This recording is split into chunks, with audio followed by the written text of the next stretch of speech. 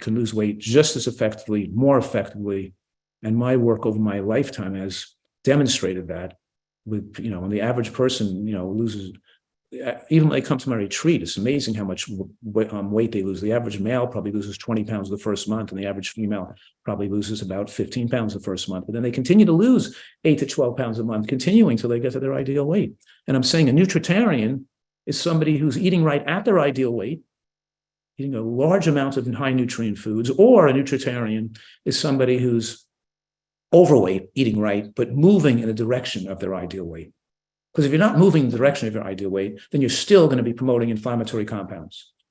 And we see that as you tweak the diet to adjust the foods you're eating with more of the lower, with more foods that promote weight loss, that fill you up, and adjust your diet accordingly, then people lose weight steadily, and they're tremendously protected while they're overweight, because while they're still overweight, as long as they're in a losing process, their estrogens come down, their CRP, the markers of inflammation, has come down, the oxidized LDL is lowering, the stickiness of the platelets go down. In other words, the risk of the endothelial lining the inflammation goes away. The risk of heart attack goes down by 1,000-fold immediately, switching to this healthy way of eating. But after they get lost weight, they go back to eating unhealthy again, go back on a cruise, go back to Vegas and pig out in the buffets, and you gain weight again. And even that instantaneously gaining weight for a week is going to put you at high risk again.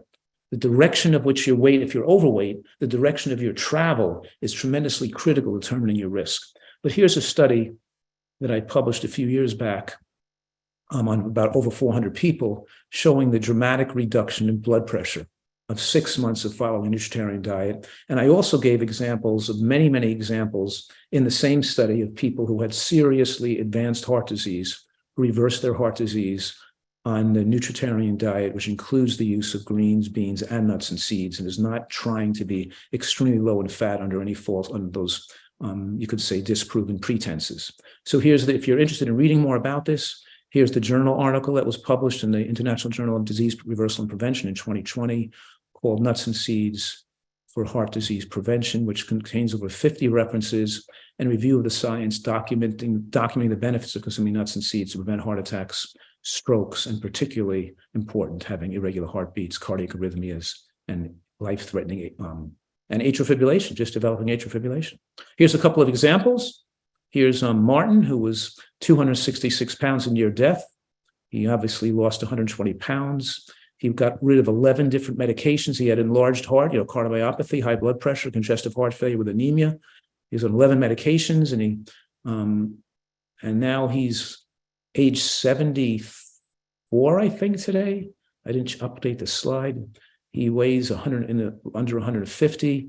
He's got normal heart rhythm. His ejection fraction came back to normal, and he's a certified health and wellness coach now. It's amazing. He went from being an unhealthy person to a super healthy person. Here's Michael, who was admitted with heart failure, hypertrophic cardiomyopathy, uncontrolled diabetes. He had a heart attack. His ejection fraction was 20%, requiring oxygen. After failed radio frequency ablation and multiple cardioversions to get his heart back in the right rhythms, the doctors thought he was going to die. He was left in the hospital to die, but luckily they got him to switch his diet in the hospital, and they brought the food in for him, and he got better. He slowly got better, and now years later, this is like even 5 or 6 years later, left ventricular remodeling, restoration of ejection fraction, off all medications, and completely reversed the type 2 diabetes and the retinal damage from diabetes. Normal intraocular pressure came back, and of course, so the point is, there's so many representative cases, and it's not a question of my diet better than your diet. I mean, there's a lot of ways, anytime a person is losing weight, eating healthier, it's good for them. But when we're looking at maximizing lifespan and having optimal health in later years, then I'm advocating and giving people information. They can take this further to tweak the diet to make it more protective in their later years. So here's a few more examples. Here's a person with a total obstruction in their carotid artery that opened up with ultrasounds and CT angiogram. There's a person with a 240-pound male with a 60 to 80% occlusion in their carotid artery, measured by IMT measurements and with IMT, which is intermediate thickness. And he lost 80 pounds at 1 year. So the 80% or 60% blockage went to 40%. And by 2-year follow-up, there was no blockage detected at all. So here's another person who, the same thing's showing that we were plaque reduction. And of course, here's a person, a 66-year-old male, developed atrial fibrillation on a very low-fat vegan diet. which resolve with repair of the omega-3 index and inclusion of nuts and seeds in the diet.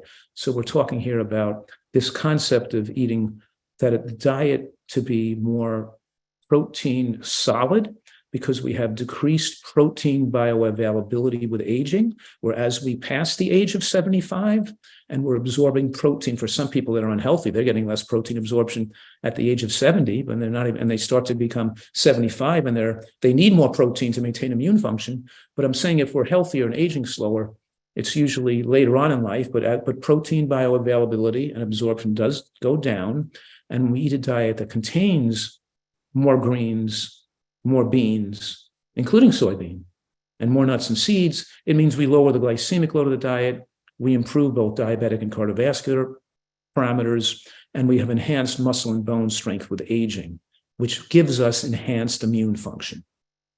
So we can say that weakening of the bones and weakening of the muscles, called sarcopenia with aging, also decreases immune function.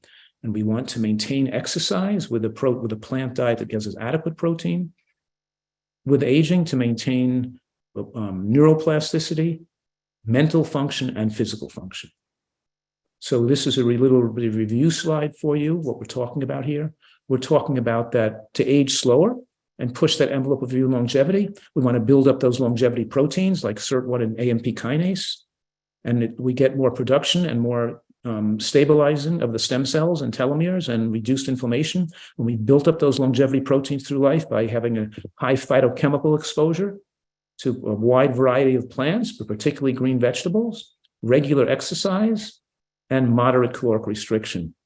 Whereas mTOR builds up, which is high in all invasive cancers, like 100% of invasive cancers, which is seen to be higher in more animal protein intake, excessive calories, and high glycemic carbohydrates, which activates cancer-promoting genes and promotes oxidative stress. And of course, so we're talking here about perfecting your plant-based diet, whereas a diet too high in fruit could be unfavorable, especially as you age and your protein bioavailability goes down. So we don't want people to be on a fruitarian diet. Diets high in potato, rice, and bread, not favorable because they're not eating enough vegetables, beans, and nuts. And they're not getting enough variety in their diet, enough nutritional variety, because their diet, and those diets may be beneficial for people, and especially in the masses, maybe if can't afford to have salad or to exposure to have fruits, and maybe I can't exposure to have green vegetables and onions and mushrooms and things like that. But so there are some application for a diet high in inexpensive carbohydrate, but still we have this unprecedented opportunity in human history to be able to have access to and to be able to people to afford a more variety of plant foods. They don't have to just eat one or two foods all day. They can get more foods. They can get more variety of food in their diet, and they can get exposure to green vegetables and beans and seeds.